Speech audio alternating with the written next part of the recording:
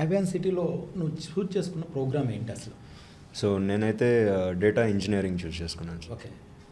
జనరల్గా నేను చాలామంది స్టూడెంట్స్తో డిస్కస్ చేసినప్పుడు కానివచ్చు, లేదంటే పేరెంట్స్ కావచ్చు, ఇప్పుడున్న జనరేషన్ పేరెంట్స్, వాళ్ళ క్వశ్చన్ ఏంటంటే జనరల్గా ఫ్రాన్స్ అనగానే అదేదో లగ్జరీకి సంబంధించో లేకపోతే టూరిజానికి సంబంధించో ఆర్ఎల్స్ ఫ్యాషన్కి సంబంధించిన ప్రోగ్రామ్స్కే డిమాండ్ ఎక్కువగా సార్.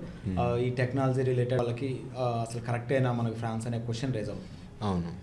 నీ వర్డ్స్లో ఆల్మోస్ట్ నువ్వు వెళ్ళి 1 year అవుతుంది. అవును. ఓకే, ఫ్రాన్స్కి వెళ్ళి 1 year అవుతుంది. ఫస్ట్ ఇయర్ అయిపోయింది ప్రోగ్రామ్ కూడా. నీ ఫీలింగ్, ఐ మీన్ నీ ఎక్స్పీరియన్స్, ఈ 1 year ఎక్స్పీరియన్స్ కావచ్చు, అక్కడ చూసిన నువ్వు కంపెనీస్ కావచ్చు, నీ ప్రొఫెసర్స్తో ఉన్న ఇంటరాక్షన్ కావచ్చు, నీ ఫీల్ ప్రకారం అసలు టెక్నాలజీ రిలేటెడ్ ప్రోగ్రామ్స్కి డిమాండ్ ఉందా లేదా ఫ్రాన్స్లో? సో ఎస్పెషలీ ఈ ఫ్యాషన్ అండ్ టూరిజం ఇదే ఉంటుంది ఫ్రాన్స్ ఆర్ ప్యారిస్కి అనేది ఒక మిస్కన్సెప్షన్. యాక్చువల్లీ మనం ఈవెన్ డిఫెన్స్ సెక్టార్లో కానీ టెక్నాలజీలో ఐటీలో కానీ చూస్తే మనం యూజ్ చేసే ఇండియన్ రఫైల్ జెట్స్ కూడా ఫ్రెంచ్వే. అండ్ నౌవేడేస్ ఇప్పుడు ఏం చేస్తున్నారంటే డిఫెన్స్లో ఏఐ ఇంటిగ్రేట్ చేద్దామనే ఒక ప్రపోజల్ రన్ అవుతుంది. అది యాక్చువల్లీ మా కాలేజ్ డైరెక్టరే రాసాడు article, AI in defence sector అని.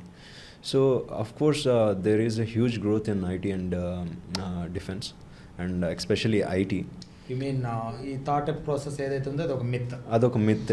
సో అది జస్ట్ ఈ ఫ్యాషన్ అండ్ టూరిజం అనేది నిజమే, కానీ ఎంటైర్ ఫ్రాన్స్ అదే కాదు.